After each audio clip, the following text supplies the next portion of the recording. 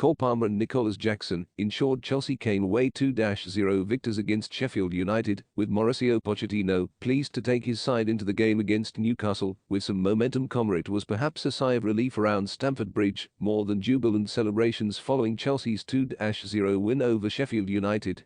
It was not a game of domination and ruthless football, but the Blues found enough dynamism through Cole Palmer in the second period to inspire their win. The Manchester City youth product was able to deliver a goal and an assist to ensure his side came through the game, to provide some much-needed momentum ahead of a return to Stamford Bridge on Tuesday to welcome Newcastle United. That is a game already on Mauricio Pochettino's mind, and rightfully so given the avenue to European football it could provide amidst Chelsea's difficulties. 3 points took the Blues back into 10th place on Saturday evening, with 2 games to play before the halfway mark of the Premier League season. Football.London takes a look at the talking points to arise from Chelsea's win over the Blades. Any last-minute Christmas presents required? Give Cole Palmer a shout. Chelsea's deadline signing has barely put a foot wrong since arriving in London from Manchester, and even after a quiet first period against United, stepped up when it mattered. It may have required a tactical adjustment from the team overall to see Palmer and Raheem Sterling to swap positions. The 21-year-old is unafraid to make something happen and cooler in possession of the ball than most.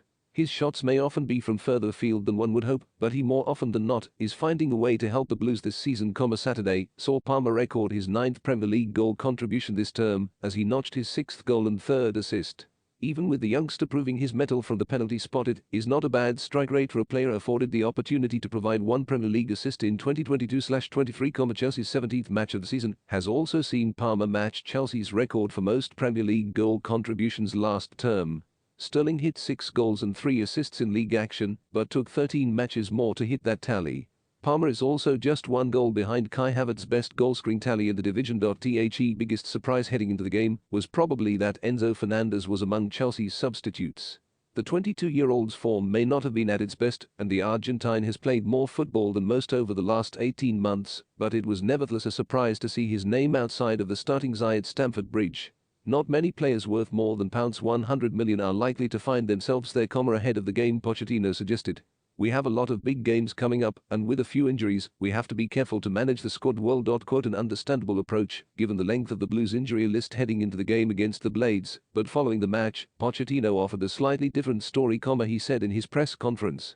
Only 11 can play. It's a big competition and sometimes you need one characteristic, one profile or another profile. I need to choose the play, and of course we saw the combination between Caicedo and Gallagher, and Cole like a number 10 was a possibility for the best combination for today. It doesn't mean that maybe Tuesday Enzo plays and another is on the bench. In fairness, either argument is admissible. Chelsea want and demand such competition if they are to be successful, and the combination of Conor Gallagher and Moises Caicedo proved its merit. It will be no surprise to see Fernandes straight back in the team on Tuesday evening, and it would remain more of a bombshell if he was not, but his competitors on Saturday were among the Blues' strongest performers.